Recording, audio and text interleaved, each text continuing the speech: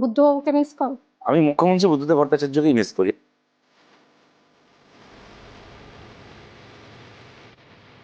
একজন বক্তিয়ার খিলজি এটা বলে তোমাকে সবাই, তো অসাধারণ কথা বলে। আর মানে এক একটা উত্তর মানে এটা তীর, কিন্তু শতরূপ কেন ঘটেছে?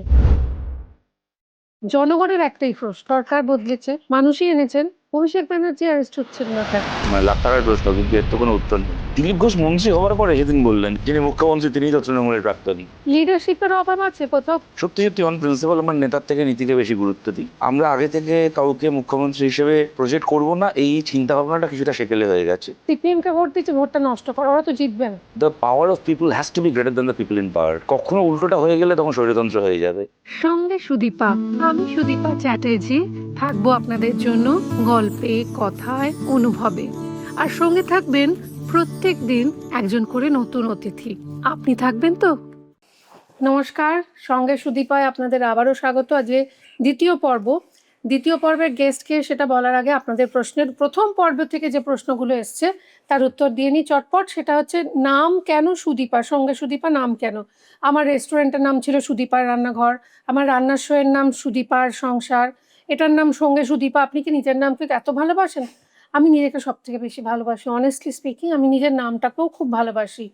আমার নিজের নামটা সুদীপা চ্যাটার্জি, এটা না আমার ড্রিম নেম, মানে সুদীপা মুখোপাধ্যায় ছিল, সেখান থেকে চ্যাটার্জি হয়েছে, এটাও আমার ভীষণ পছন্দের। অনেস্টলি স্পিকিং, আমি জীবনে যা যা চেয়েছি তাই তাই পেয়েছি। তো I am very happy soul. তো আমার ভালো লাগে নিজের নামটার সঙ্গে। নিজের নামটা জল করে দেখবো, এটা নিজের মনে হয়েছে তাই করেছি। আপনাদের কাছে যদি বেটার কোনো নাম থাকে আমায় জানাবে। আচ্ছা, আজকের যিনি দ্বিতীয় পর্বের গেস্ট, তার না কোনো আলাদা ইন্ট্রোডাকশনের অপেক্ষা রাখে না, তার নামই কাফি হ্যায়। আমার আমি না এই কথাটা আমাকে শিখিয়ে দেওয়া হয়েছিল যে ইন্ট্রোডাকশনে এইটা বললে ভালো হয়। সেটা হচ্ছে আমার ভাতৃসম বন্ধু। না, একদমই ভাতৃসম নয়। জীবনে কিছু কিছু সম্পর্ক থাকে যেগুলো ওই বন্ধু বন্ধু বললে তো কিছু হয় মানুষের জীবনে। আমার ব্যক্তিগতভাবে ভীষণ পছন্দের একজন মানুষ আর দীর্ঘদিনের বন্ধু শতরূপ ঘোষ। নমস্কার। নমস্কার। আমি কোনোদিনও শতরূপকে হ্যাঁ নমস্কার হ্যাঁ, করিনি সত্যি বোধহয়। আচ্ছা শতরূপ, এটা জরুরি ফর্মালিটি। হ্যাঁ হ্যাঁ, এটা করতে হয়, নাহলে খারাপ দেখায়। এডিটারেরও অসুবিধা হয় কোথা থেকে কাজ শুরু হচ্ছে বুঝতে। শতরূপ, প্রথম কথা হচ্ছে, শতরূপ একজন বক্তিয়ার খিলজি এটা বলে তোমাকে সবাই, তো অসাধারণ কথা বলে, অসাধারণ চটপট মানে উত্তর দেয়। আর মানে এক একটা উত্তর মানে একটা তীর। কিন্তু শতরূপ কেন ভোটে যেতে না, এটা কেন এই প্রশ্নটা কতবার শুনতে হয়েছে? না, অনেকবার শুনতে হয়েছে, নিজেকেও নিজে মাঝে মধ্যে প্রশ্ন করি তো। কেন কেন উত্তরটা তবে কি? দেখো, কথা বলাটা তো একটা ওয়ান পার্ট অফ ইট, কিন্তু মানুষ তো শুধুমাত্র কথা বলার ভিত্তিতে কেনই বা ভোট দেবেন? নিশ্চয়ই মানুষ মনে করেছেন যে তারা তারা যা যা প্রত্যাশা বা তারা যে ভরসাটা চান, হয়তো এখনো পর্যন্ত আমি বা আমরা সেটা দিয়ে উঠতে পারিনি। এটা তো অনস্বীকার্য, এটা আমি কেন অস্বীকার করবো? লিডারশিপের অভাব আছে কোথাও, কারণ আমার কোথাও মনে হয় মীনাক্ষী বলো, সৃজন বলো, তুমি বলো, কলতান বলো, আমরা তো এদের দিকে তাকিয়ে থাকি, এরা কখন একটা জবাব দেবে, কখন বলবে, আমাদের কথা বলবে। তো সেই জায়গা থেকে আহ, মুখ্য এই লাস্ট যে ইলেকশন হলো, তাতে না কোথাও আমি বিভিন্ন মানুষের সঙ্গে কথা বলে দেখেছি, প্রত্যেকের একটা প্রশ্ন, বিজেপি জিতলে আমরা জানতাম শুভেন্দু অধিকারী হয়তো হবেন কিংবা দিলীপ ঘোষ, এদের মধ্যে প্রভাব মানে এরা প্রবাবল চিফ মিনিস্টার ক্যান্ডিডেট।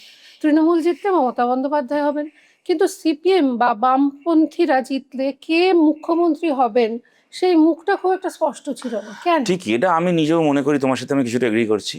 এটা আমাদের পার্টির একটা পুরনো বোঝাপড়া বা পুরনো প্র্যাকটিস, যে আমরা সেই অর্থে কোনো মুখ্যমন্ত্রীর নাম বা সম্ভাব্য মুখ্যমন্ত্রী ঘোষণা করে ভোটে যাই না, কারণ আমরা সত্যি সত্যি অন প্রিন্সিপাল আমরা নেতার থেকে নীতিকে বেশি গুরুত্ব দিই।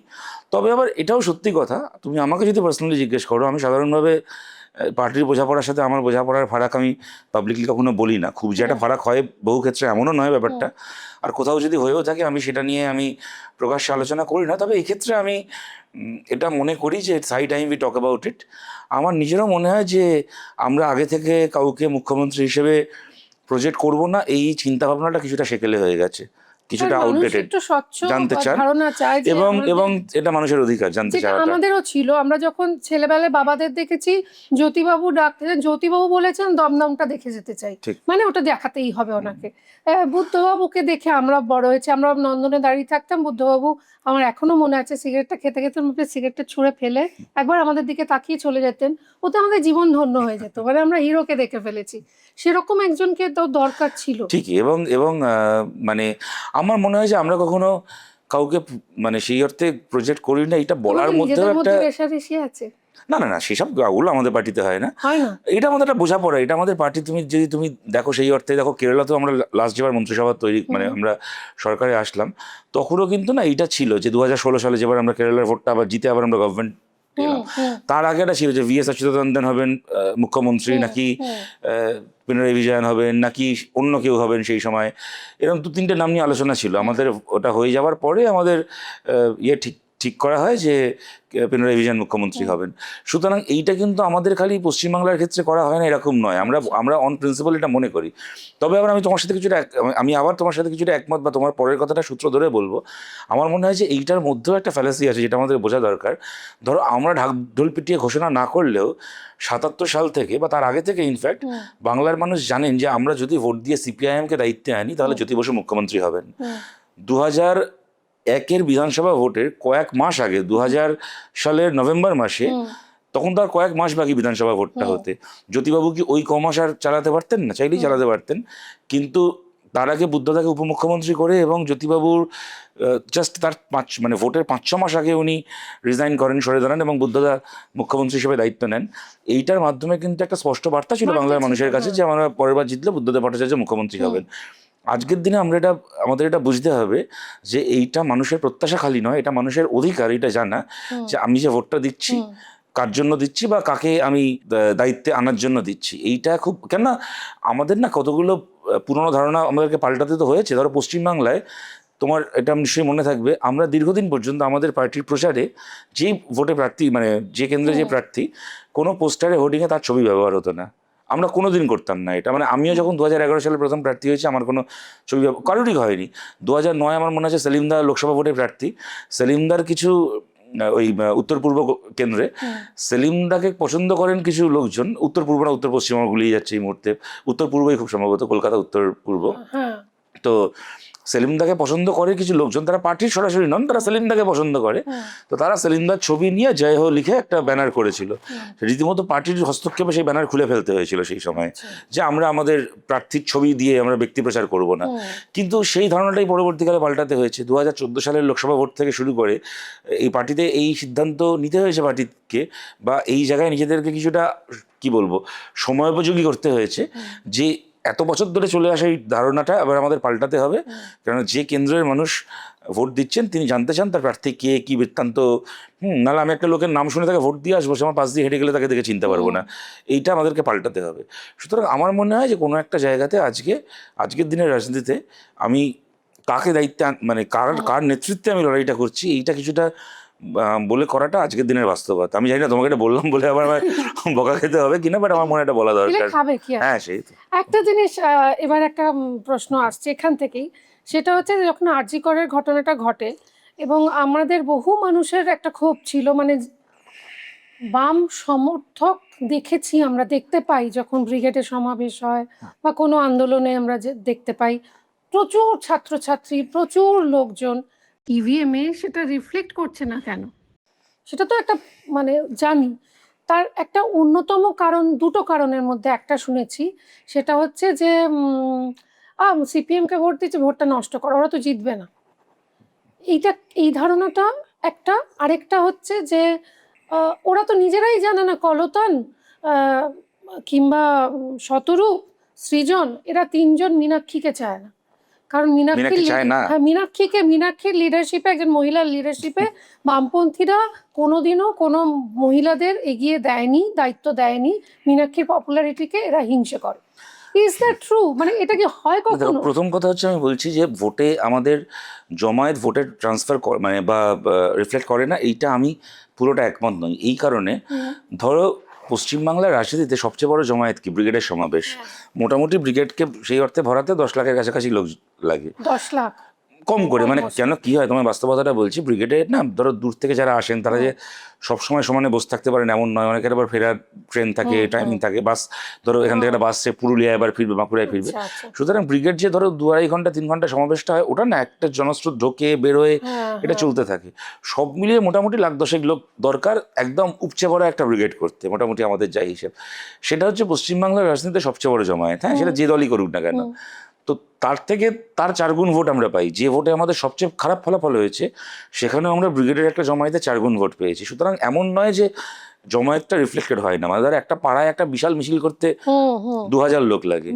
হ্যাঁ, এটা কোনোদিনও এইভাবে ভাবিনি। মানে একটা ধরো তোমার পাড়ায়, ধরো তোমার বাড়ি যেখানে, ধরো বালিগঞ্জে, ও তোমার বাড়ির সামনে রাস্তাটা দিয়ে যদি 2,000 লোকের একটা মিছিল যায়, তো বারান্দায় দাঁড়িয়ে সেই মিছিলের শুরু শেষ দেখতে পাবে না তুমি। কিন্তু সেই 2,000, হ্যাঁ, কিন্তু আমি বলছি 20,000 ভোট পেয়েও তোমার বাড়ির ওয়ার্ডটাও জেতা যাবে না ভোটে।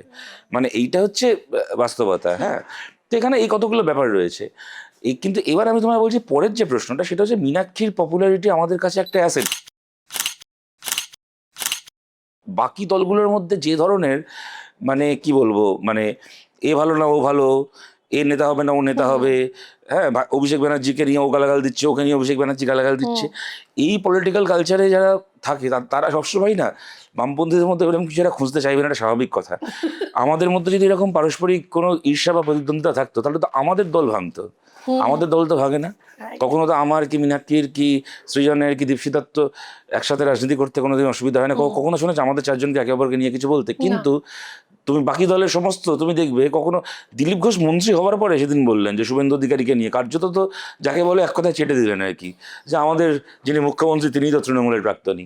এইগুলো হবে। তবে তুমি but on a more serious question, তুমি পরের যে প্রশ্নটা করলে মহিলা নেতৃত্বের ব্যাপারে, আমি আবার এখানে আবার কিছুটা সেলফ ক্রিটিক্যালি আমি তোমায় বলবো, যদি আমাদের পার্টির ইতিহাস দেখা যায়, এটা দুর্ভাগ্যজনক যে ধরো আমাদের পার্টির তো হাইয়েস্ট মন্ত্রিসভায় আমরা খুব একটা মন্ত্রিসভায় ছিলেন, মন্ত্রিসভায় অনেক মহিলা, অনেক ইম্পর্টেন্ট মন্ত্রী, মিনতি ঘোষ ছিলেন, রেখা গোস্বামী ছিলেন, অনেকে ছিলেন মন্ত্রিসভায়।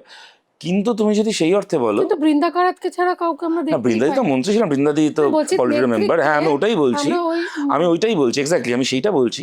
পার্টির যে হাইয়েস্ট লিডারশিপ আমাদের যে পলিট ব্যুরো অনেক আগে কোনো মহিলার প্রতিনিধির বা একাধিক মহিলা প্রতিনিধি থাকা উচিত ছিল, যেটা কিনা বৃন্দাদি প্রথম পিবিএম হন আমার যদ্দূর মনে পড়ছে 2005 সালে। আমাদের সিপিআইএম তৈরি হয়েছিল 1964 সালে। এই যে 40 বছর পরে প্রথম কোনো মহিলা পলিট ব্যুরোতে এলেন, এইটা ডেফিনেটলি আমাদের একটা ঐতিহাসিক সমালোচনার জায়গা, এই নিয়ে কোনো সন্দেহ নেই। দেখো আমি তোমায় খুব অনেস্টলি বলছি সুদীপা, আমাদের সমাজটা তো পেট্রিয়ার্কাল সমাজ, একটা পুরুষতান্ত্রিক ব্যবস্থা। যে কোনো রাজনৈতিক দলের মধ্যেও এই পুরুষতান্ত্রিক ব্যবস্থার যে পুরুষতান্ত্রিক ব্যবস্থার ফলে তৈরি হওয়া যে ব্যাকলগগুলো আছে, সেই ব্যাকলগগুলো থেকে কোনো রাজনৈতিক দল যে মুক্ত এমন নয়। আমরা কমিউনিস্ট পার্টি তো ব্রেক করে দিল অগ্নিমিত্রাকে এত বড় দায়িত্ব দিয়ে, গুরুত্বপূর্ণ একটা পদ দিয়ে। না, অগ্নিমিত্রা বল মন্ত্রী হয়েছেন সে ঠিক আছে, ওরকম তো মন্ত্রী আমাদের মন্ত্রিসভায় অনেকেই ছিলেন, আমি সেটা নিয়ে বলছি না। কিন্তু তুমি কখনো বিজেপির হাইয়েস্ট লিডারশিপে কখনো কোনো মহিলাকে সেই অর্থ দেখেছো? ধরো আমাদের পার্টির ক্ষেত্রে যে বৃন্দা কারাত, সুহাসিনী আলী বলছো, সুষমা স্বরাজ ছিলেন। সুষমা স্বরাজ ওই একমাত্র বিজেপির ইতিহাসে তুমি যদি সেই লেভেলে দেখো, তাও সুষমা স্বরাজ যে বিজেপির পলিসি মেকিং কত ইম্পর্টেন্ট ছিলেন জানি না, তবে উনি খুব সুবক্তা ছিলেন পার্লামেন্টে, হ্যাঁ মন্ত্রী ছিলেন, কি পরবর্তীকালে পার্লামেন্টে গিয়েছিলেন। কিন্তু স্মৃতি ইরানি মন্ত্রী ছিলেন কেন্দ্রের সরকারে, কিন্তু এরা যে কেউ বিরাট পলিসি মেকিং এ ছিলেন। আমরা বিজেপির পলিসি মেকিং বলতে কি বুঝি? বাজপেয়ী, আডবাণী, একটা সময় রাজনাথ সিং, হ্যাঁ মোদি, অমিত শাহ, নীতিন গাডকারি, হ্যাঁ মানে এই যে যাদেরকে আমরা বুঝি। ধরো আরএসএস এ তো সরাসরি মহিলা সদস্য হওয়া যায় না, তুমি নেতৃত্ব ছেড়ে দাও। আরএসএস এর একটা আলাদা উইং, না দুর্গা বাহিনী বলে আলাদা উইং আছে, সেখানে মহিলারা মেম্বার হতে পারে, কিন্তু কোনো মহিলা সরাসরি আরএসএস মেম্বার হতে পারে না। এবার আমি বলছি কমিউনিস্ট পার্টিতে আমরা এটা স্বীকার করি বা আমরা এটাকে অ্যাকনলেজ করি এবং আমরা এটাকে ওভারকাম করতে চাই, কিন্তু কমিউনিস্টদের কাছ থেকে এটা কাম্য, এক্স্যাক্টলি কাম্য নয় তো বটেই। এবং আমাদের ধরো আমাদের ভারতের রাজনীতিতে তেভাগা আন্দোলন, তেলেঙ্গানা আন্দোলনে মহিলাদের যে লড়াই, যে আমাদের পার্টি তৈরি হওয়ার সময় আমাদের পশ্চিমবাংলায় মহিলা আত্মরক্ষা সমিতি থেকে শুরু করে এই বিভিন্ন আমরা যে সময় বড় হয়েছি, আমি 90-এর দশকের কথা বলি, 80-র দশকে একটা শিক্ষিত মহিলারা যারা, তাদের একটা বিরাট অংশ কিন্তু রাস্তায় নেবে পলিটিক্স করে, এবং তারা মূলত বামপন্থী ছিলেন। কেননা এই যে ধরো তার আগে মেয়েরা স্কুলে যাবে নাকি, স্কুলে গেলেও তাড়াতাড়ি মানে স্কুল পাশ করেই বিয়ে করবে, হায়ার স্টাডিজে যাবে না ইত্যাদি, এই অচলায়তনগুলোকে তো ভেঙেছিল যে প্রোগ্রেসিভ সমাজটা, সেই সমাজটা তো এসেনশিয়ালি বামপন্থী বা Of course. ব্রডলি লেফট, তারা আমি তাদের সিপিএম বলছি না, কিন্তু ব্রডলি বামপন্থী, তারা হ্যাঁ, নকশালপন্থী of হতে পারেন, কি যাই হোক তারা যাই হন সেখানে না কেন। নেতৃত্বে কেন নেই হ্যাঁ, এটা সেটা একটা- এই অনেকদিন পরে এটা মীনাক্ষী না না, এটা দেখেছি ঠিক কথা, এটা বামপন্থী এটা ঠিক দেখা কথা, এটা আমাদের একটা সমালোচনার জায়গাও। ধরো আমি তোমায় বলছি উষসী চক্রবর্তী, উষসীদির বাবা শ্যামল চক্রবর্তী মারা গেলেন কয়েক বছর আগে। উষসীদির মাও ছিলেন আমাদের পার্টির খুব বড় নেত্রী। এবার উষসী উনি খুব মানে বুয়াদির যখন উষসীদির যখন 5 বছর বয়স তখন উনি মারা যান। তো কমরেড শিবরা ভৌমিক, তো উনি ওনার সম্পর্কে উনি একটা মানে চিকিৎসা বিভ্রাটে মারা যান, উনি খুবই অল্প বয়সে মারা যান ওনার। আমি পরবর্তীকালে বুয়াদিরই একটা লেখায় আমি পড়েছিলাম, যে লেখাটাকে নিয়ে পার্টির মধ্যে অনেক বিতর্ক হয়েছিল, কিন্তু শ্যামলদা খুব ওটাকে অ্যাপ্রিসিয়েট করেছিলেন, অ্যাকনোলেজ করেছিলেন। আমার শ্যামলদার সাথে তখন কথা হয়েছিল, আমার মনে আছে যে আমাদের ধরো শ্যামলদা এবং কমরেড শিবরা ভৌমিক ওনারা তো একসাথেই এসএফআই করছেন, সেই সময় সব কিছু করছেন। কিন্তু এবার যখন সময় আসলো, এবার ধরুন বিয়ে করেছেন, সংসার করছেন, দুজনের পক্ষেই পার্টি সর্বক্ষণের করে বিয়ে হওয়া সম্ভব না, তাহলে তো ঘর সংসার চলবে না। কোনো একজনকে চাকরি করতে হবে, ইয়ে করে পার্টি করতে হবে, আর একজন পুরোপুরি পার্টি করবে। তো সেখানে পার্টি সিদ্ধান্ত নেয় যে শ্যামলদা মানে মানে অল টাইমার হবেন পার্টির, এবং কমরেড শিবরা ভৌমিক তিনি বেশিরভাগ ক্ষেত্রেই তাই। এবার বুয়াদি এটা পরবর্তীকালে লিখেছিলেন যে আমার মা যদি অল টাইমার হতো, বাবা চাকরি করতো, মা হয়তো বাবার থেকেও বড় নেত্রী হতেন। তো কারণ আমার মায়ের মধ্যে সেই ক্ষমতা ছিল, সেই ইয়ে ছিল। এবং শ্যামলদাও সেটা পরে খুব পজিটিভলি ওটা বলেছিলেন যে হ্যাঁ এটা সত্যি কথা। তা আমি বলছি দেখো, শুধু আমি এটাই বলছিলাম যে কোনো পার্টিও কেউ এটাকে অস্বীকার করতে পারে, কিন্তু সেটা অসততা হবে। সৎভাবে বলতে গেলে আমাদেরকে বলতেই হবে সমাজের মধ্যে তুমি পিতৃতন্ত্র বলো, কি সমাজের মধ্যে যা যা এই ধরনের ভাইস রয়েছে, এত বছর ধরে চলে আসা যেগুলো রয়েছে সামাজিক কাঠামোয়, তার প্রতিটা একটা পার্টির মধ্যে আছে। এবং একটা পার্টির মধ্যে সিপিআইএম এর কোনো লোকের কি ইচ্ছে করে না রাতারাতি বড় লোক হয়ে যেতে? সিপিআইএম এর কোনো লোকের কি ইচ্ছে করে না? হ্যাঁ, নিশ্চয়ই করে, না না 100 বার করে। কিন্তু সেই বড় লোক হওয়ার জন্য আমি কোনো বেআইনি কাজ করব কিনা, সেই জায়গায় নিজেকে নিয়ন্ত্রণ করা, সেই জায়গায় নিজের উপর একটা শাসন রাখা, শুধু বেআইনি না অনৈতিক কোনো অনৈতিক কাজ করবো কিনা, সেই নিয়ন্ত্রণ রাখতে পারাটাই একজন কমিউনিস্টের পরিচয়। তেমন আবার আমাদের পার্টির মধ্যেও পিতৃতন্ত্রের এই ছায়াটা পড়ে, এটা সত্যি কথা। এবার এটা তোমার আমি শুনলাম বলতে, আমি কোনোদিনও কাউকে শুনিনি, না কখনো কাউকে জিজ্ঞেস করনি হয়তো, সেটাও হতে পারে, সেটা তো কিন্তু বা হয়তো তুমি বলে বলছি না, কিন্তু আমার ধারণা বিভিন্ন এই ধরো আমাদের রাজনৈতিক আলোচনাগুলোতে এই কথাগুলো কম ওঠে, কিন্তু যদি কখনো ওঠে আমার ধারণা এটা সবাই বলবে, কারণ এই নিয়ে লুকোচুরির কোনো ব্যাপার নেই। এবং এটা আমরা এই সম্পর্কে আমরা সচেতন বলেই আমাদের পার্টিতে আমরা চাই এটাকে কাটিয়ে উঠতে, এবং তার জন্য পার্টি তার কমিটি তৈরি করার প্রশ্ন। এবং আমি বোঝাতে পারবো না, এই উত্তরটা আমি আশা করিনি প্রথম কথা। আমি ভেবেছিলাম শতরূপ ঘোষ সম্পূর্ণভাবে এটা ডিনাই করবে, যে সাল তারিখ এবং সংখ্যা তত্ত্ব মানে স্ট্যাটিস্টিক্স এর শতরূপের সাথে আপনি কোনোদিনও লড়ে পারবেন না। ও ঠিক কোথাও না কোথাও থেকে একটা তারিখ সাল এনে বের করে বলে দেবে, না না এই দেখো এই জায়গায় না না যেটা সত্যি সেটা সত্য, এটাকে কেন অস্বীকার করবো? আচ্ছা, এইবার আরেকটা প্রশ্ন, এই প্রশ্নটা কিন্তু সকলের মনের প্রশ্ন, আমি জানি না তুমি রেগে গিয়ে উঠেও যেতে পারো, you are free to leave, মাইকটা খুলে রেখে বলতে পারো যে আমি এটা উত্তর দেবো না। সেটা হচ্ছে যে আমাদের কাছে আমরা যারা ধরো ভোট দিই, তাদের কাছে বামপন্থী রাজনীতিতে সক্রিয়ভাবে যারা রয়েছে বা বিশ্বাসী, মানে একটা ঝোলা ব্যাগ, পাঞ্জাবি এবং ধূসর পাঞ্জাবিটা খুব রঙিন চকচকে হলে হবে না, এবং একটা কোলাপুরি চটি, সেটা শতচ্ছিন্ন অবস্থা এরকমই হতে হবে। কিন্তু শতরূপ ঘোষ এগুলো সবকটাকে ব্রেক করে দেখিয়ে দিয়েছে। না আসছি, তোমার গাড়ির পরে যেটা বলতে সেটা নারীটা বলছি না ওইভাবে, তোমার ফিল্ম ইন্ডাস্ট্রির সাথে সখ্যতা, বিভিন্ন পার্টিতে তোমাকে দেখা যায়, তোমার ওই টিপিক্যাল পাঞ্জাবি লুক নয়, তুমি শার্ট পরেও তোমায় দেখা যায়, এবং তুমি ভীষণই সপ্রতিভ, এবং যেটা বলে জেন জির ভালো লাগার মানুষ। হ্যাঁ, তো তুমি এতগুলো জিনিস ব্রেক করে তুমি একই সাথে বামপন্থী, একই সাথে তুমি ফিল্মি পার্টিতে দেখা যাচ্ছে প্রচুর মহিলারা তোমার ভীষণ পছন্দ করেন, ফ্যান ফল, ওই জন্য তোমাকে সবাই যারা মনে হয় না করে না, তারা তো মহিলাদের ভোটে অন্তত জিততাম। তাও তো একটা কেন্দ্রে তো 50% মহিলা ভোটার, তো 50% ভোট পেলে তো বিরাট মার্জিনে জিততাম। দাঁড়াবো তো তুমি দাঁড়াও, কিন্তু না সত্যি কথা। এবং তোমাকে এই জন্যই কিন্তু বিভিন্ন চ্যানেলে বলো বা এটা একটা বিরাট কারণ যে জেনজি এবং মহিলারা তোমায় পছন্দ করেন, তোমার কথা শুনতে চান, তবে দেখতে শুনতে ভালো। তো তুমি আমায় বলো যে তুমি এতগুলো জিনিস ব্রেক করতে তোমার ভয় করেনি? তা তুমি তার আগে বলো যে তুমি আমাকে যা যা বললে এর মধ্যে কোনটা রেগে উঠে যাওয়ার মতো? আমার তো গাড়ি, নারী এবং না, গাড়ি গাড়ি তো সব ইয়ে তো- ফিল্মি পার্টিতে তোমরা দেখো। না না দেখো, সবাই সময় পছন্দ করে, না না দেখো ভালোবাসে। সিনেমা, আমি বলছি দেখো, এটার মধ্যে তো একটা বুর্জোয়া ব্যাপার রয়েছে। ফিল্মি পার্টি মানে একটা বুর্জোয়া ব্যাপার। না দেখো সে তো ধরো মানে আমরা তো বুর্জোয়া সিস্টেমে বসবাস করছি, সে তো আর এখন আমি প্রোলেতারিয়েট ফিল্মি পার্টি আমি আর কোথায় দেখবো সেটা না। কিন্তু আমি বলছি যে দেখো কোথাও এরকম তো কোথাও লিখে দেওয়া ছিল আর না যে, কাউকে দেখা যায় না কিন্তু তোমাকে ছাড়া। চারটে নাম না হয়তো না সেটা হয়তো কেন তুমি এত না সেটা আমি তোমায় না, তার একটা কারণ হচ্ছে আমার নিজের কিছুটা হয়তো আগ্রহের কারণে, সিনেমার প্রতি একটা আগ্রহের কারণে, সিনেমার সঙ্গে যুক্ত বহু মানুষজনের সাথে আমার একটা বন্ধুত্ব? বন্ধুত্ব বা একটা পরিচয়, আলাপ পরিচয় তৈরি হয়ে গেছে, সেইটা একটা কারণ হতে পারে। এছাড়া আমার তো বিরাট কোনো কারণ মাথায় আসছে না। তবে তোমাকে আমি এইটা বলতে পারি যে দেখো আমি গাড়িটা গাড়ি তো দেখো আমি তোমায় বলছি সুদীপ, এটা আমার কোনো কৃতিত্ব নয়। কেন তুমি এত দামি গাড়ি? এটা আমার একটা, এটা তো দেখো আমি যে পরিবারে জন্মগ্রহণ করেছি এটা তো আমার দোষ হতে পারে না, বা এটা তো আমার অপরাধ হতে পারে না। আমি ছোটবেলা থেকে আমি আমার বাড়িতে গাড়ি দেখেই আমি বড় হয়েছি, এবং একাধিক গাড়ি দেখেই আমি বড় হয়েছি। আমার বাড়ি কসবায়। তো আমার বাড়িতে আমার বাবা আর কাকার সব আলাদা আলাদা গাড়ি দেখেই আমি বড় হয়েছি।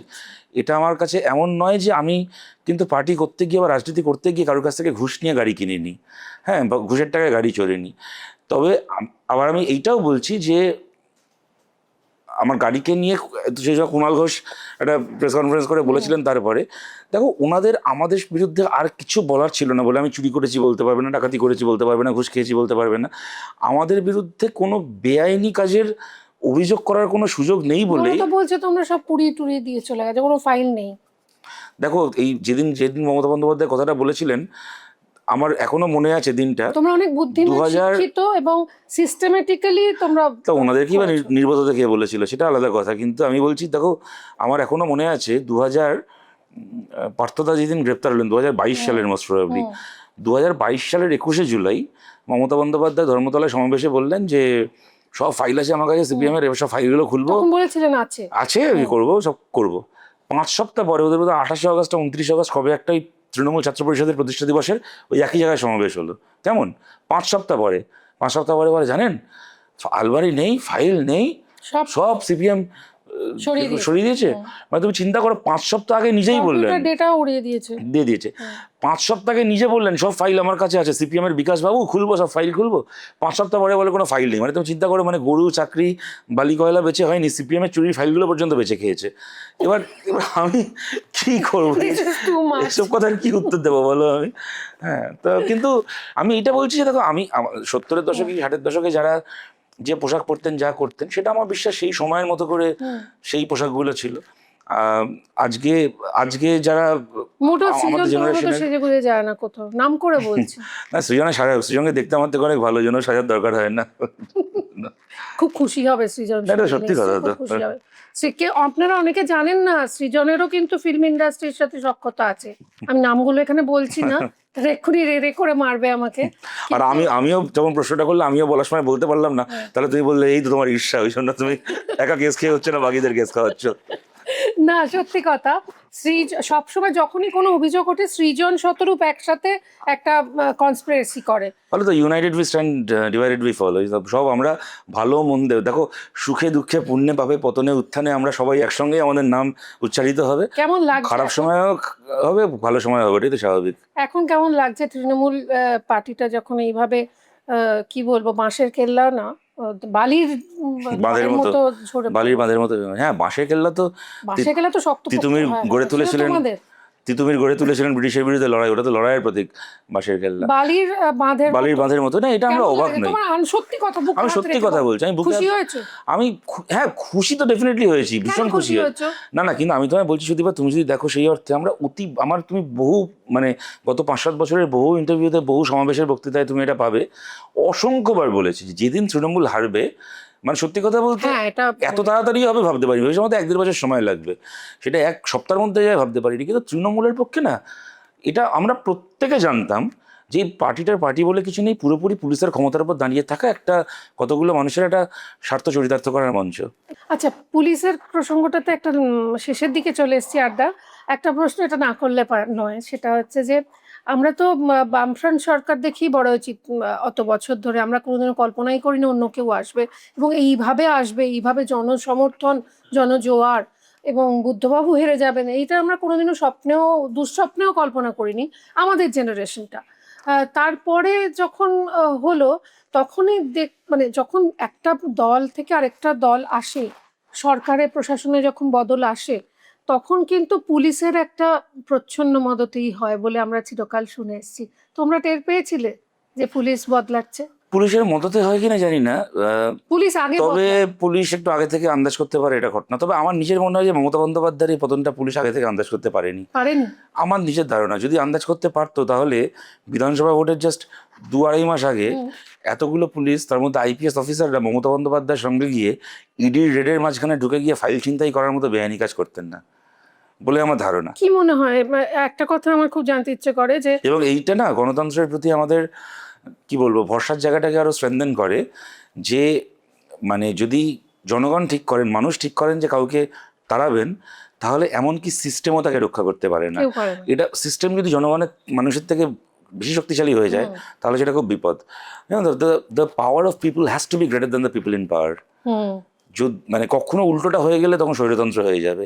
এই যে আজকের দিনেও যে অনেকে ভাবছেন যে বিজেপি ইলেকশন কমিশনকে কবজা করে রেখেছে, এই সমস্ত গদি মিডিয়া থেকে শুরু করে সব গোটা সিস্টেমকে কবজা করে রেখেছে, অতএব এদেরকে কেউ হারাতে পারবে না। আমি তোমাকে বলছি সুদীপা, সিস্টেম যে ভেতর থেকে বিজেপির প্রতি অনুগত নেই বা জনগণের মধ্যে যে ডিসকন্টেন্ট তৈরি হচ্ছে তার একটা প্রভাব যে সিস্টেমের মধ্যে গিয়ে পড়ছে, এটা কিন্তু আমরা রাজনীতি করতে গিয়ে বুঝতে পারছি। তোমার যদি সময় থাকে আমি তোমাকে জাস্ট 1 মিনিট একটা উদাহরণ দিচ্ছি। ধরো এই যে এখন এই যে চারদিকে দেখছো এত হকার উচ্ছেদ হচ্ছে, এত কিছু হচ্ছে, বিশেষ করে আমি তোমায় বলছি রেল হকার যেখানে উচ্ছেদ হচ্ছে, তুমি দেখছো যে রাত্রিবেলা 1টা 2টো 2:30 যেখানে যে স্টেশনে উচ্ছেদ হচ্ছে আমরা সেখানে জমায়েত হয়ে থাকছি, জড়ো হয়ে থাকছি এবং চেষ্টা করছি আটকানো। সব জায়গায় পারছি এমন না, অনেক জায়গায় পারছি, অনেক জায়গায় পারছি না। কেমন? এবার তুমি বলো তো যে আমরা কি করে জানছি কবে কখন কোন স্টেশনে উচ্ছেদটা হবে? এটা তো আগে থেকে বলা থাকে না। এবং তুমি জানবে যে কোনো, সেটা পুলিশ হোক কি রেল পুলিশ হোক যেই হোক, উচ্ছেদ সবসময় হয় আগে থেকে কোনো রকম কাকপক্ষীকে টের পেতে না দিয়ে একদম কোভার্ট অপারেশনের মতো, যাতে করে কিনা বিরাট জমায়েত করে মানুষ সেটাকে আটকাতে না পারে, যাতে কিনা সেখানে কোনো আবার ধাক্কাধাক্কি মারামারি পুলিশের সঙ্গে না হয়। হ্যাঁ, জাস্ট যে কারণে এই উচ্ছেদগুলো হয় রাত্রি 1টা 2টো 2:30-এর সময়। হ্যাঁ, একদম ফাঁকা থাকবে, কেউ জানতে পারবে না, জাস্ট আমরা ঢুকবো, ভাঙবো, চলে যাব। তার আগে যে নোটিশগুলো দেওয়া হয় উচ্ছেদের, নোটিশগুলো কীরকম হয়, যে ধরো তো বললো যে সামনের মাস এই মাসের 22 তারিখের মধ্যে এগুলো আপনাদেরকে সরিয়ে নিতে হবে, নাহলে আমরা সরিয়ে দেবো, ভেঙে দেবো। এবার 22 তারিখের মধ্যে তুমি সরালে না তোমার দোকানটা কি তোমার স্টলটা, 22 তারিখের পরে এবার কখন ভাঙবে সেটা নোটিশে বলা থাকে না। সেটা 22-এর পরে সেটা 24 হতে পারে, 26 হতে পারে, পরের মাসে 3 তারিখও হতে পারে, সকাল 10টায় হতে পারে, দুপুর 12টায় হতে পারে, সন্ধ্যে 8টায় হতে পারে, রাত 2টোয় হতে পারে, এনি টাইম। তো আমরা কি করে আগে থেকে জানছি যে কবে? এমন নয় যে পশ্চিমবাংলার প্রতিটা রেল স্টেশনে 5,000 করে লোক আমাদের প্রত্যেকদিন রাত্রিবেলা বসে থাকছে, তাও নয়। যেখানে যখনই আসুক না কেন আমাদের সঙ্গে দেখা হবে, তাও নয়। আমরা কি করে জানছি? আমরা জানছি তার কারণটা হচ্ছে এটা টপ লেভেলের সিক্রেট এটা। কিন্তু রেলের সর্বোচ্চ মানে পজিশনে যারা রয়েছে, আরপিএফ এর হায়েস্ট বিভিন্ন মানে পজিশনে যারা রয়েছে, বা লোকাল থানা আইসি হতে পারে কি, যারা যারা মানে ডিসিশন মেকার, যারা পলিসি মেকার, যারা ওই যে 4-5 জনের বাইরে এমনকি তাদের অফিসের কর্মীরাও জানে না আগে থেকে। হ্যাঁ, শেষ মুহূর্তে বলা হলো চলো বেরোবো আমরা এখন। মানে যে 4-5 জন আগে থেকে খবরটা জানছে, সেইখান থেকে আমাদের কাছে খবর আসছে যে ও আজকে এতটার সময় আমরা যাব, আপনারা আগে থেকে আসুন, প্রস্তুত হোক। তার কারণটা দেখো, তারাও তো মানুষ, লিটারালি এই কথা বলছে যে আমার একটা পরিবার আছে। যে বুলডোজার চালাচ্ছে সেও তো মানুষ। তোমার মনে থাকবে ইন্টারভিউতে বলেছে যে না, আমি পারছি না, একটা খবর বেরিয়েছিল যে সে বুলডোজার মানে সে স্টিয়ারিং এ বসে কাঁদছে যে আমি কি করে একটা লোকের এরকম ভাবে দোকান ভাঙবো। তো লিটারালি তোমায় বলছি দিবা, এই অভিজ্ঞতা হয়েছে যে মানে উচ্চপদস্থ অফিসার রেলের, তিনি একদম মানে প্রায় ভেঙে পড়া গলায় বলছেন যে আমারও একটা পরিবার আছে, আমার নিজের একটা বাড়িতে একটা বাচ্চা রয়েছে, অন্য একটা লোকের ঘরটাকে ভেঙে দিয়ে তার বাচ্চাটাকে রাস্তায় ফেলে রেখে আমি বাড়ি ফিরে নিজের বাচ্চার সামনে কি করে দাঁড়াবো? তাই আমরা সরকারি চাকরি করি, এখন পেটের দায়ে বলেছে সরকার যেতেই হবে, আমরা যাচ্ছি, কিন্তু আপনারাও ওখানে পৌঁছন তাড়াতাড়ি, যে করে হোক আমাদেরকে আটকান। হ্যাঁ, কেন তারাও মানুষ। সেই সত্যজিৎ রায়ের গান উনি লিখেছিলেন না যে নাহি যন্ত্র নাহি যন্ত্র মোরা মানুষ। এই সিস্টেমের মধ্যে যারা আছে তারাও কিন্তু যন্ত্র নয়, তারাও কিন্তু মানুষ। যে যন্ত্র নয় সে দীর্ঘদিন এরকমভাবে মানে সরকারি অর্ডারেও সে বেআইনি কাজ কি অমানবিক কাজ করে যাবে, এইটা দিনের পর দিন চলতে পারে না। সুতরাং সিস্টেমের মধ্যেও যারা আছে তারা কিন্তু কিছুটা ঠিক তুমি যেটা বলছো আগে থেকে টের পায়, তেমন আবার আমার নিজের ধারণা তৃণমূলের এই পতনের ক্ষেত্রে আগে থেকে টের পাইনি, কিন্তু জনগণ ঠিক মানুষ ঠিক করে নিয়েছিল এদেরকে আমরা রাখবো না।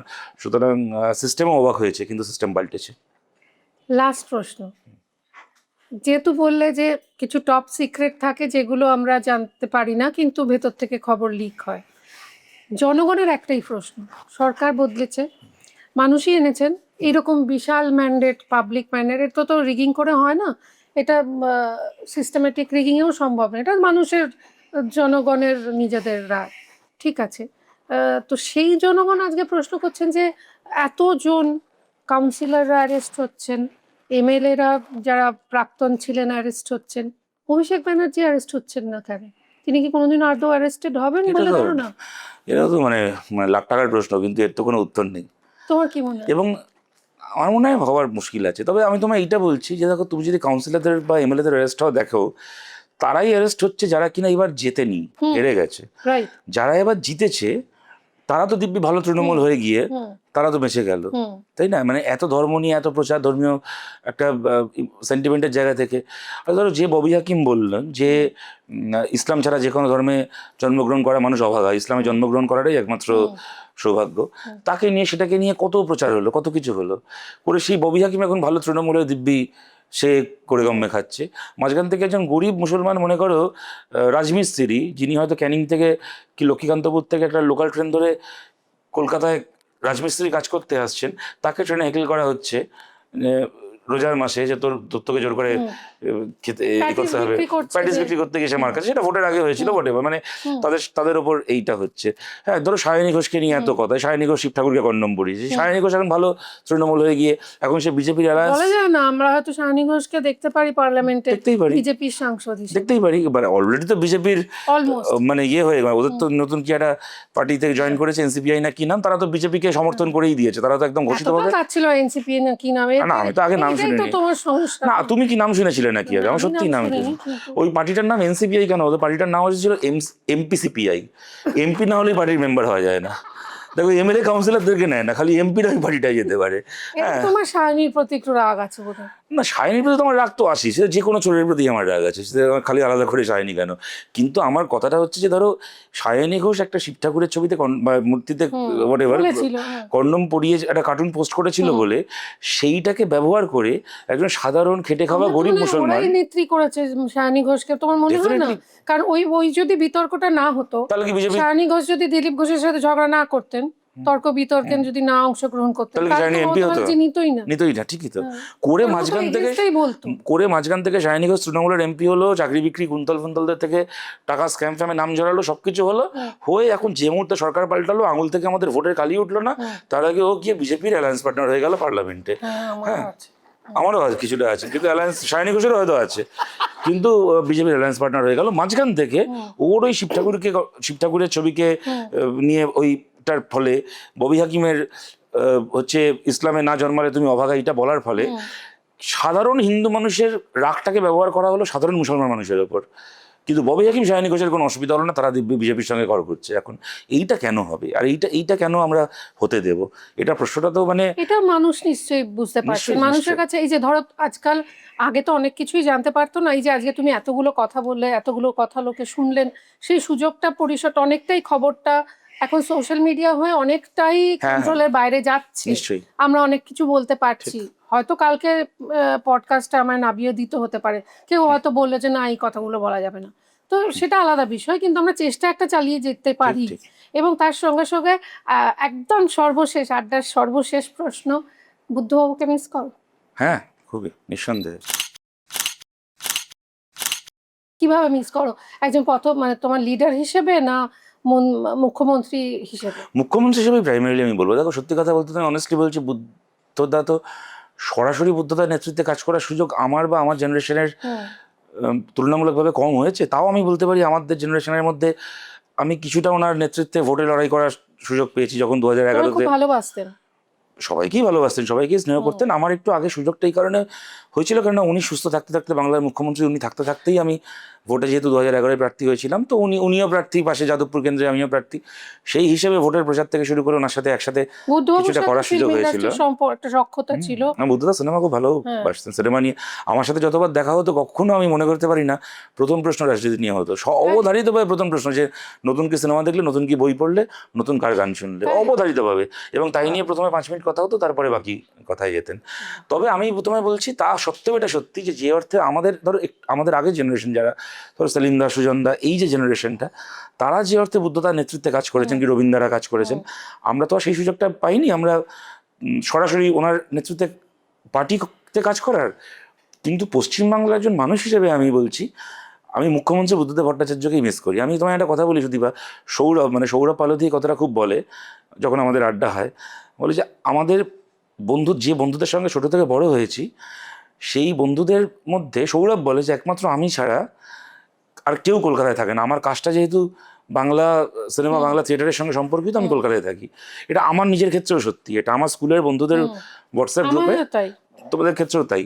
আমি বলছি আমার এই বন্ধু, মানে আমি ওই অপেক্ষা করে থাকি পুজোর সময় বন্ধুদের সাথে দেখা হবে, কি ডিসেম্বরে কিছু বন্ধু যারা বিদেশে থাকে কলকাতায় আসে, স্কুলের ইউনিয়নে দেখা হয়। বুদ্ধদা যদি পশ্চিমবাংলার মুখ্যমন্ত্রী থাকতেন আর 5 বছর, তাহলে ইন্টারভিউটার কথা মনে পড়ছে যেখানে তাহলে আমার বাংলার ছেলেমেয়েরা, তাহলে আমি জানি আমার এতজন বন্ধুকে একবার চোখে দেখার জন্য আমাকে প্রত্যেক বছর পুজোর জন্য অপেক্ষা করতে হতো না। আমি আমার বন্ধুদেরকে মিস করি বলে মুখ্যমন্ত্রী বুদ্ধদেব ভট্টাচার্যকে মিস করি। ছোটবেলা থেকে, মানে আমি জানি বাংলার এত বাবা মাকে নিজের ছেলে মেয়েকে রাত্রিবেলা কি নাতি নাতনির মুখ ভিডিও কলে দেখতে হতো না, যদি বুদ্ধদেব ভট্টাচার্য আর 5-7 বছর 10 বছর বাংলার মুখ্যমন্ত্রী থাকতে পারতেন। সুতরাং এটা মুখ্যমন্ত্রী বুদ্ধদেব ভট্টাচার্যকে মিস করি, তার কারণ হচ্ছে যে আমি আমার ছোটবেলার বন্ধুদেরকে মিস করি, পরিবার পরিজনকে মিস করি। হ্যাঁ, তার মানে আমরা এটুকু বলতে পারি যে আগামী দিনে আমরা কলতান, মীনাক্ষী, দীপশিতা বা তোমার মধ্যে, সৃজনের মধ্যে থেকে, কারোর মধ্যে থেকে একজন মুখ্যমন্ত্রী না, আমাদের বাইরে থেকেও হতে পারে। দেখো আমাদের ব্যাপারটা কি, তুমি যে নামগুলো বলছো, আমরা প্রত্যেকে যেহেতু কোনো না কোনো সময় ভোটে প্রার্থী হয়েছি, যে কারণে একটা মিডিয়ার প্রচার ইত্যাদির আমরা হয়তো পেয়েছি। কিন্তু আমাদের বাইরেও এরকম অনেকে আছেন যারা হয়তো এখন অবধি ভোটে হয়তো প্রার্থী হননি, বা হলেও হয়তো গ্রামের কি মফস্বলের এমন একটা আসন থেকে প্রার্থী হয়েছে যেটা কিনা এতটা প্রচারে আসেনি। কিন্তু বামফ্রন্ট তো প্রজেক্টেড নেতা থাকে, যেরকম ঋতব্রত একটা সময় প্রজেক্টেড নেতা ছিল। ঋতব্রত প্রজেক্টেড বলতে মুখ্যমন্ত্রী হিসেবে প্রজেক্টেড না, ডেফিনেটলি একটা তো এমপি করেছিল পার্টি। ছাত্র নেতা হিসেবে আমরা যখন কলেজে পড়ছি তখন তিনি এসে ছড়ি ঘোরাতেন, আমরা দেখেছি। তো সেটা তো একটা আফসোস। না, আমি এটা বলছি যে কেউ যদি প্রজেক্টেডও হয় আগামী দিনে, সেটা আমাদের এই কজনের বাইরেও কেউ হতে পারে। কেন এরকম তো অনেকেই আছে। আমি তোমায় বলছি যদি বা it's a matter of fact. আজকে ধরো দুটো ব্যাপার আছে এখানে, জানো তো। এক, ধরো তুমি টেলিভিশনে যদি আমাকে বা আমার মতো 5 জনকে দেখো, তার একটা বড় কারণ হচ্ছে যে আমরা যেহেতু কলকাতায় বা একদম কলকাতার আশপাশে বেস্ট, তো টেলিভিশন স্টুডিওতে সন্ধ্যাবেলা আমাদের পক্ষে গিয়ে, হতেই পারে বাঁকুড়ায়, হ্যাঁ বাঁকুড়ায় কি আলিপুরদুয়ারে হয়তো এমন কেউ আছে, বা হয়তো কেন ডেফিনেটলি আছে, আমি তোমায় বলছি, যে হয়তো আমার থেকে অনেক ভালো বক্তা।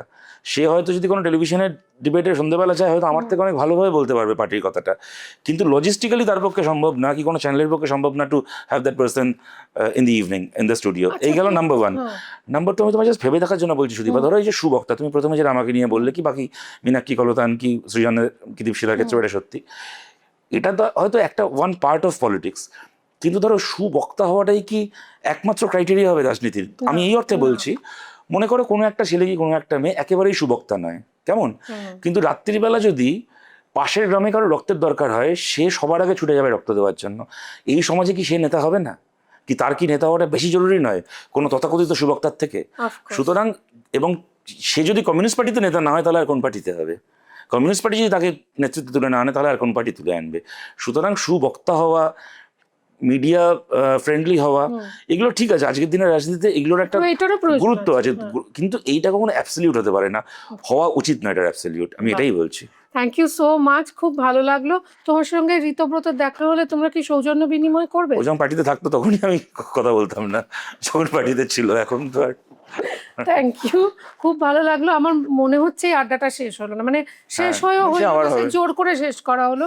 আরো অনেক কথা বলার রয়েছে, আরেকদিন নিশ্চয়ই তোমাকে একদম। ডাকলে আমরা পাবো। হ্যাঁ, খুব নিশ্চয়ই। ভালো থেকো। হয়তো পুজো এসে গেল, তোমার নেমন্তন্ন পাবো। হ্যাঁ হ্যাঁ, ওখানেও আমি তোমার যে ভিডিও পোস্ট হয় সেখানেও লেখা আসে, ও লজ্জা করে না একজন কমিউনিস্ট নেতা হয়ে মাংস খায় বসে বসে।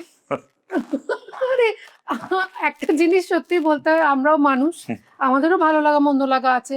আমাদের পাতে কেউ একটা হ্যাঁ, আগের বারে রিলটা কি ভাইরাল হয়েছিল বাবা, সেই হ্যাঁ হ্যাঁ। আমাদের। আর শতরূপ কেন ওখানে বসে মাংস খাচ্ছে? আরে শতরূপ মাংস খেতে কেন, খাবার খেতে খুব ভালোবাসে, আর 5 জনের মতো। এটা মানে এরা ঘুষ খায়, কোনো লজ্জা নেই, অন্য কেউ মাংস খেলে আপত্তি। ওয়ান্ডারফুল ওয়ান্ডারফুল, খুব ভালো লাগলো, থ্যাংক ইউ। ওই যে বলছি না, আমরা কথা বলতে থাকলে শেষই হবে না। আমরা আবার পরবর্তী পর্যায়ে আসবো, আর নিশ্চয়ই এটা একটা পার্ট 1 হলো, পার্ট 2ও থাকবে। আমরা আগামী দিনে খুব চাইবো সৃজনও আসুক, হ্যাঁ, নিশ্চয়ই বা আসবে। তোমাদের যারা নেতা নেত্রীরা আছেন, যারা সুবক্তা, যাদের কথা মানুষের কাছে যদি আমাদের মাধ্যমে পৌঁছতে পারি, খুব ভালো নিশ্চয়ই। লাগবে। Thank you very much. আমার My pleasure. I really don't know how to thank you. না, you don't need to. তুমি ভীষণ ব্যস্ত। আমাদের তো এমনি দেখা আড্ডা হয়, হ্যাঁ, এটা আড্ডা ক্যামেরার সামনে আমাদের, হলো, এটা হ্যাঁ, হতেই হ্যাঁ, থাকে। একদমই। সেগুলো কিন্তু একেবারে অন্য আড্ডা, সেই আড্ডাও একদিন হবে। আমার খুব ইচ্ছা আছে সবাইকে নিয়ে বসে একটা আড্ডা করার। আপনারা সকলে ভালো থাকুন, আরো কাকে কাকে দেখতে চান জানান।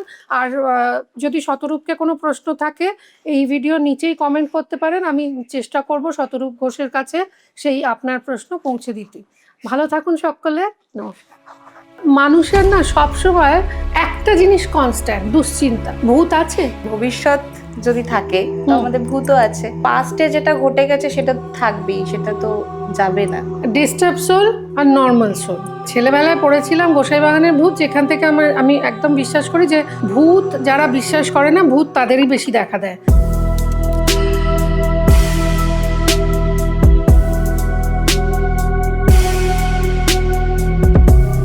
তুমি ভূত বলতে চাইছো, সেই ভূত বা স্পিরিট সেটা তো একটা এনার্জি, তো এনার্জি তো ডিস্ট্রয় করা যায় না।